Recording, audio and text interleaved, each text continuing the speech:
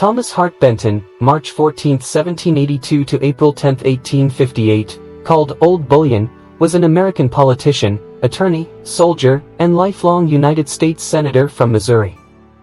He was a Democratic Party member who architected and championed the United States westward expansion, a movement known as Manifest Destiny. Benton served in the Senate from 1821 to 1851, becoming the first senator to serve 5 terms. After being expelled from the University of North Carolina in 1799 for larceny, he founded a law practice and plantation outside Nashville, Tennessee. He served as General Andrew Jackson's assistant during the War of 1812 and later lived in St. Louis, Missouri.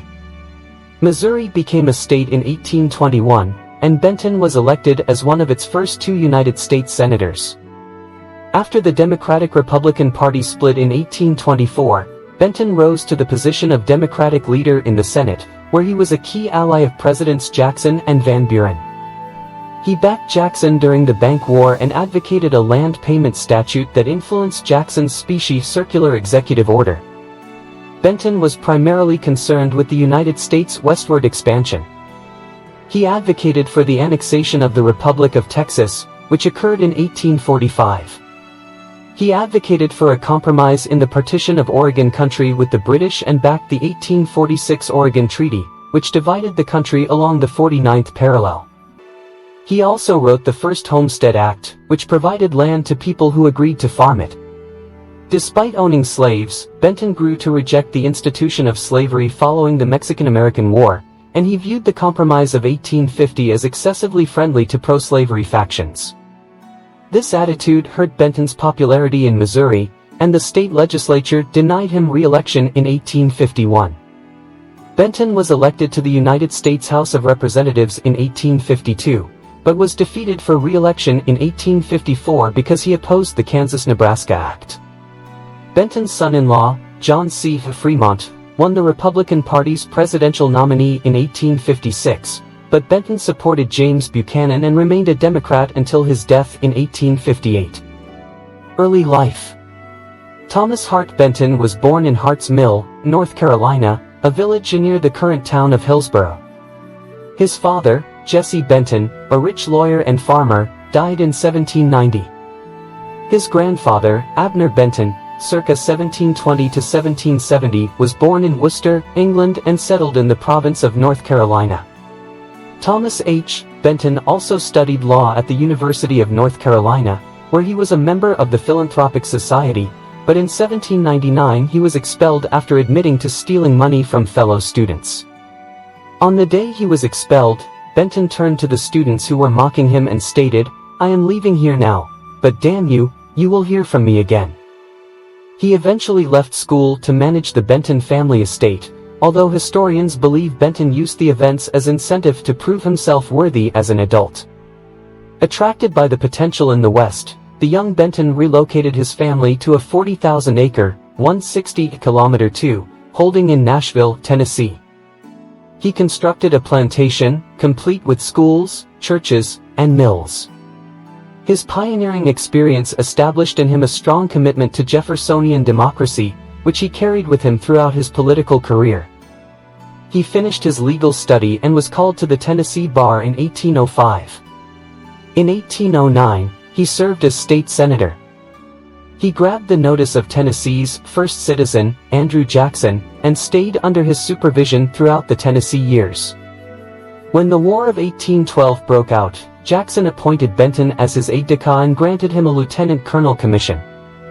Benton was assigned to advocate Jackson's interests to military officials in Washington, D.C. He resented the assignment because it deprived him battle experience. In August 1814, troops under Benton built Fort Montgomery in the Mississippi Territory. In June 1813, Jackson fought a member of Benton's staff and his brother Jesse. In September, Jackson and Benton got into a confrontation in a Nashville hotel, and Jesse shot him in the arm. The bullet, which was removed during Jackson's presidency, fractured a bone in his left arm. Following the war, in 1815, Benton relocated his estate to the newly established Missouri Territory. As a Tennessean, he was in Jackson's shadow. In Missouri, he might be a large fish in an otherwise small pond. He settled in St. Louis, where he practiced law and edited the Missouri Inquirer, the second largest newspaper west of the Mississippi. During a court case in 1817, he and his opponent, attorney Charles Lucas, accused each other of lying. When Lucas bumped into him at the polls, he accused Benton of failing to pay his taxes and thus not being eligible to vote. Benton accused Lucas of being a puppy and challenged him to a duel. They engaged in a duel on Bloody Island, with Lucas being shot in the throat and Benton getting grazed in the knee. After bleeding excessively, Lucas stated that he was satisfied, and Benton released him from the combat. However, suspicions circulated that Benton, a superior shot, had set the limits of 30 feet apart to benefit him. Benton challenged Lucas to a rematch on Bloody Island, firing shots from 9 feet. Lucas was shot near the heart and told Benton before dying, "I do not or cannot forgive you." As death neared, Lucas declared, "I can forgive you, I do forgive you." U.S. Senate career. Early Senate career. The Missouri Compromise of 1820 established the territory as a state, and Benton was elected as one of its first senators. In 1824, Jackson, John Quincy Adams, William H. Crawford, and Henry Clay competed for the presidency. Benton backed Clay. Jackson got a plurality but not a majority of votes, therefore the election was tossed to the House of Representatives, which would choose from the top 3 contenders. Clay received the 4th most votes, but won the election in Missouri. He was also Speaker of the House and attempted to sway the election in Adams' favor. Benton resisted Clay's attempts to support Adams, claiming that Jackson was the clear choice of the people. Benton had no official role in this debate, as he was not a representative. When Missouri's lone congressman, John Scott, wrote to Benton that he planned to vote for Adams, Benton persuaded him not to. "The vote you intend to cast is not yours, it belongs to the people of Missouri. They oppose Mr. Adams. I, in their name, solemnly protest your intention, and deny you the moral authority to cast your vote." Benton first supported Crawford, but after determining that he could not win, supported Jackson. Scott voted for Adams. Adams won the election and appointed Clay as Secretary of State. Haiti. More than 2 decades after enslaved Africans in Haiti defeated their French colonial rulers in the Haitian Revolution, Benton explained the refusal of the United States to recognize the independent republic in a speech to the United States Senate. He said that, "The peace of 11 states in this union will not permit the fruits of a successful Negro insurrection to be exhibited among them, and said whites in the South would not permit black consuls and ambassadors to establish themselves in our cities, and to parade through our country, and give their fellow blacks in the United States, proof in hand of the honors which await them, for a like successful effort on their part." Jacksonian democracy. Following this, Benton and Jackson put their personal differences aside and joined forces. Benton became the Democratic Party's senatorial leader and strongly opposed the Bank of the United States. Jackson was censured by the Senate in 1834 for terminating the bank's charter.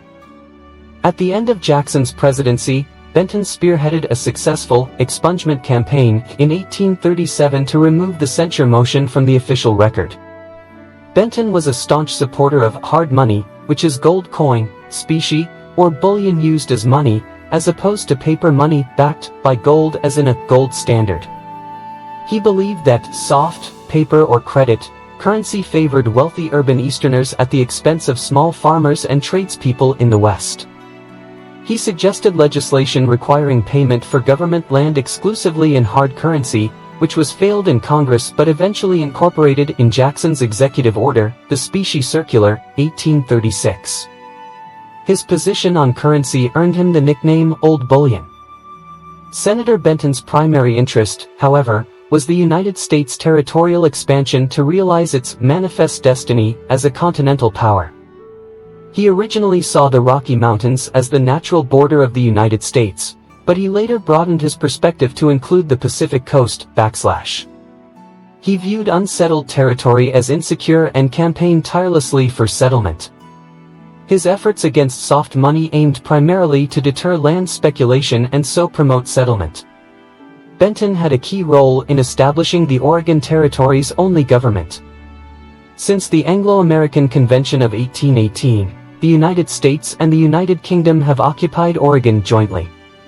Benton advocated for a settlement on Oregon and the Canada-US border that benefited the U.S. The existing line at the 49th parallel, established by the Oregon Treaty in 1846, was his decision. He rejected the extreme of the 54-40 or fight faction during the Oregon boundary dispute. Benton authored the first Homestead Acts, which encouraged settlement by providing land grants to anybody willing to work the soil. He advocated for increased Western exploration, including backing for his son-in-law John C. Fremont's several expeditions. He lobbied aggressively for public support for the Intercontinental Railway and promoted increased use of the telegraph for long-distance communication. He was also a strong supporter of the disenfranchisement and displacement of Native Americans in favor of European newcomers. He was a first-rate orator and leader who could hold his own against fellow Senators Daniel Webster, Henry Clay, and John C. Calhoun. Despite being an expansionist, his personal beliefs prevented him from engaging in greedy or deceptive behavior, which is why he opposed 54-40. Benton supported annexing Texas and overturning the 1819 Adams-Onis Treaty, but opposed the 1845 annexation process and the Mexican-American War. He believed that expansion was beneficial to the country as a whole, not just to powerful individuals. On February 28, 1844, Benton witnessed the USS Princeton explosion when a cannon misfired on the deck while providing a tour of the Potomac River.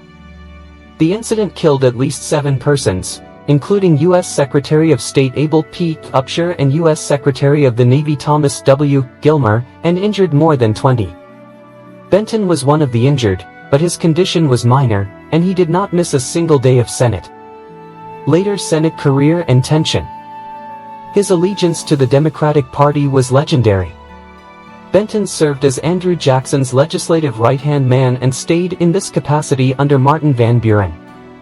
However, with the election of James K. Polk, his power waned, and his ideas differed from those of the party. The subject of slavery marked a significant setback in his career. Benton, a Southerner and slave owner, got more uncomfortable discussing the subject. He was also at war with fellow Democrats, like as John C. Calhoun, whom he saw as putting their own interests before of the Union to traitorous ends. In 1849, he declared himself against the institution of slavery, which put him at odds with his party and popular opinion in his state. Benton was nearly shot in April 1850, during intense Senate floor arguments over the proposed Compromise of 1850, by Mississippi Senator Henry S. Foote, who was enraged by Benton's venomous fighting with Vice President Millard Fillmore. Foote was wrestled to the floor and unarmed. Later life. The Missouri legislature denied Benton a 6th term in 1851, citing the polarization of the slavery issue, which rendered it difficult for a moderate and Unionist to keep that state's Senate seat.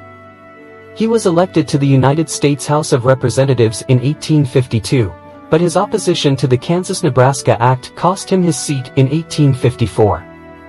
He stood for governor of Missouri in 1856 but lost to Truss and Polk. That same year, his son-in-law, John C. Fremont, husband of his daughter Jessie, ran for president on the Republican Party ticket.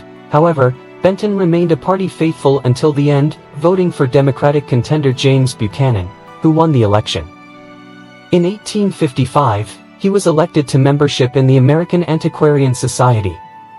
In 1854, he published his autobiography, 30 Years' View, and in 1857, he wrote a historical and legal review of the Supreme Court's decision in the Dred Scott case, arguing that the court should have declined to hear the case due to political considerations. He died in Washington, D.C., on April 10, 1858.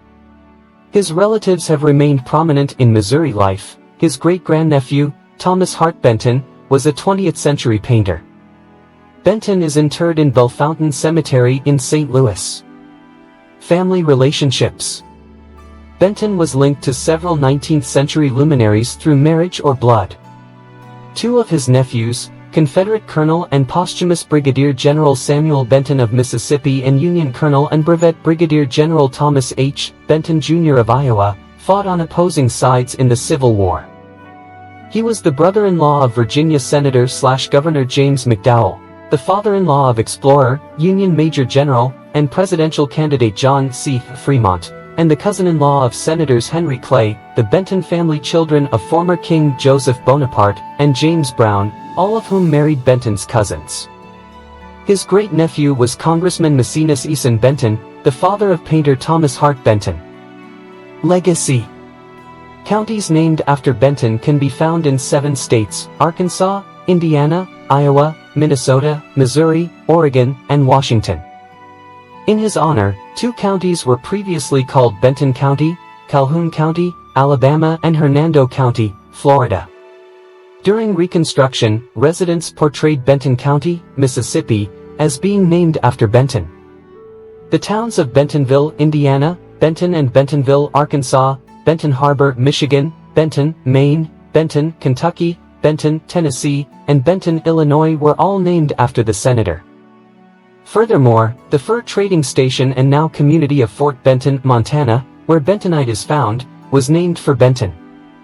In July 2018, Oregon State University President Ed Ray stated that 3 campus buildings would be renamed owing to their namesake's racism. One of these structures, originally known as the Benton Annex after Benton, was renamed the Hattie Redmond Women and Gender Center. The decision to call it after Redmond was made to honor her contributions as an Oregon suffragist. Benton has been the subject of biographical studies by 2 men who went on to become presidents of the United States. In 1887, Theodore Roosevelt released a biography of Benton. Benton is also one of 8 senators featured in John F. Kennedy's 1956 book Profiles in Courage. Mark Twain's novel The Adventures of Tom Sawyer, 1876, features Benton at a 4th of July parade.